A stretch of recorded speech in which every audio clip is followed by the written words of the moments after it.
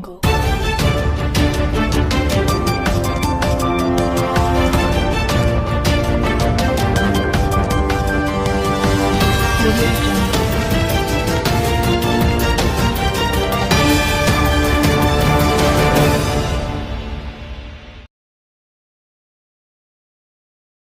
Kau nggak nunjuk aku ya? Ini saya tidak nunjuk. Makanya tadi kau nunjuk. Itu Pak, kalau pengen ini maju-maju situasi kenapa? kondusif, Nah, ini makanya maju-maju kenapa? ditunjukkan. Ini Ini jelas maju-maju yang kenapa? udah direkam Bapaknya yang siapa. benar melayani. Bapak itu Tadi janji bisa dari minggu bukan? lalu Saya- untuk fasilitasi. Ini Surat tanggal sudah berapa? dimasukkan. Tanggal Ada 29. Saya tidak ada janji. Ah, ini mulut, media, nggak ada ada janji. media. Ini. Bapak ini atau perlu kita putar rekaman itu? Surat yang sudah diberikan oleh Khairul Anwar ke penyidik. Tanggal Jadi 29. begini, Itu sudah dilakukan. Bapak ini yang meminta. Padahal begini, secara aturan itu tidak diwajibkan secara tertulis. jadi begini. Kalau Nah, ini jelas seandainya ya. Ini media yang jelas. Jadi hari ini Kami- kasus Khairul Anwar ini perlu kita pertanyakan sama-sama. Mengapa ini hanya terjadi di Kabupaten Lahat? Ada apa dengan Khairul Anwar ini? Padahal minyak 1 liter saja belum keluar.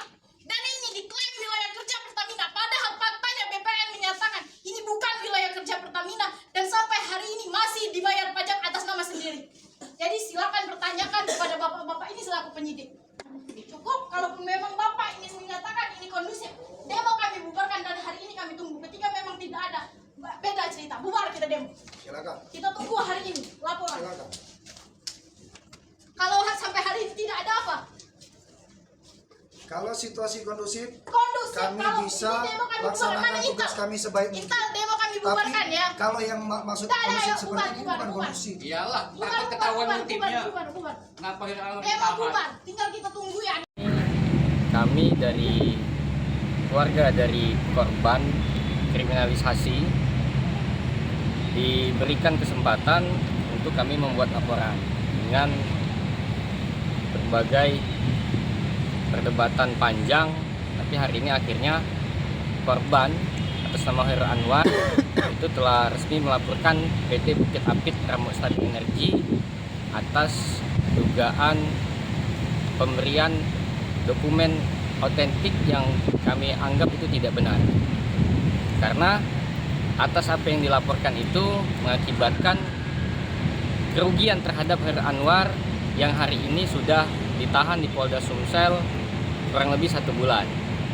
Jadi tadi kami sudah lampirkan bahwa tuduhan bahwa korban ini melakukan aktivitas di wilayah kerja pertambangan Bukit Apit Ramo Snabing itu tidak berdasar, sehingga dari situlah kami membuat laporan pada hari ini dan kami sudah melampirkan pertama sertifikat hak milik, yang kedua pembayaran pajak bumi dan bangunan tahun 2025, dan yang ketiga surat keterangan pendaftaran tanah yang dikeluarkan oleh BPN Kabupaten Lahat. Jadi dari situ kami memberikan atensi kepada Dirkrim Polda Sumatera Selatan untuk kiranya kasus Khairul Anwar ini dicermati kembali. Ketika memang tidak layak, maka kami menuntut untuk di SP3 kan. Karena ketika nantinya ini dipaksakan, maka bukan hanya dugaan pemalsuan dokumen yang akan terjadi, maka dugaan kejahatan dalam proses peradilan maka akan terjadi pula. Maka ini hanya akan menunggu waktu saja bagaimana cara kepolisian khususnya Polda Sumatera Selatan merespon laporan dari Khairul Anwar. Karena ketika kita bandingkan dengan apa yang dilaporkan oleh PT Bukit Apit terhadap Khairul Anwar, itu sangat cepat sekali.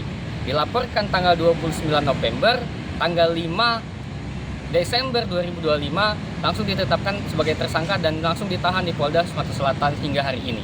Dan kami pun menuntut yang sama untuk laporan ini diperlakukan cepat pula.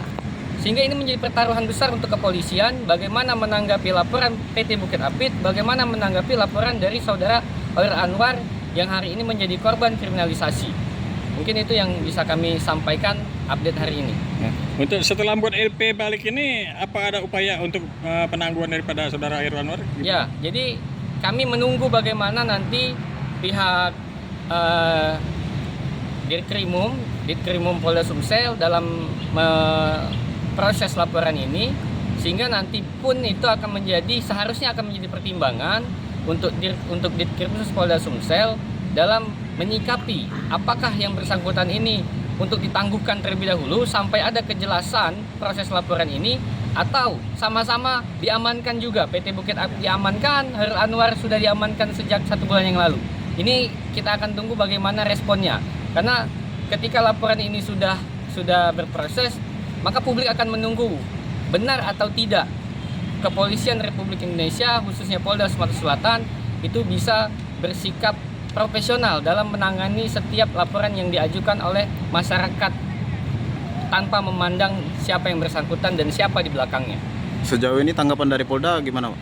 Sejauh ini Polda belum menanggapi dan belum kami tanyakan karena kami belum menuntut, karena ini baru laporan kami ajukan, baru LP baru dibuat.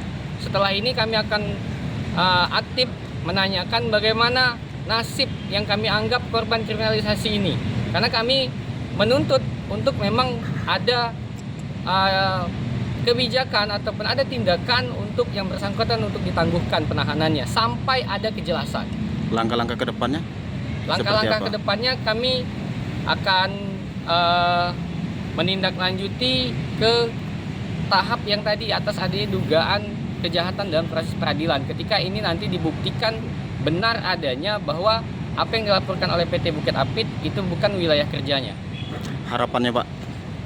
Harapannya ini bisa jadikan atensi juga untuk ESDM bahwa persoalan sumber minyak rakyat hari ini bukan hanya bicara tentang kepastian hukum, tapi hari ini bicara tentang akses. Saya sepakat dengan apa yang selalu disampaikan oleh Kementerian SDM bahwa bicara tentang minyak, migas, ya bukan hanya bicara tentang yang kaum-kaum elit saja. Masyarakat pun berhak untuk menikmati dan mengelola sumber daya alam yang ada di wilayahnya. Sebagai apa kita, Pak, di sini? Saya sebagai kuasa pelapor dari saudara Hairul Anwar. Siapa nama kita, Pak? Panjangan? Sundan Wijaya. Sunan Wijaya. Apakah ada klarifikasi dari Polda terkait mungkin terkait hal ini lah, tidak yang dugaan gitu tidak sesuai? Belum ada.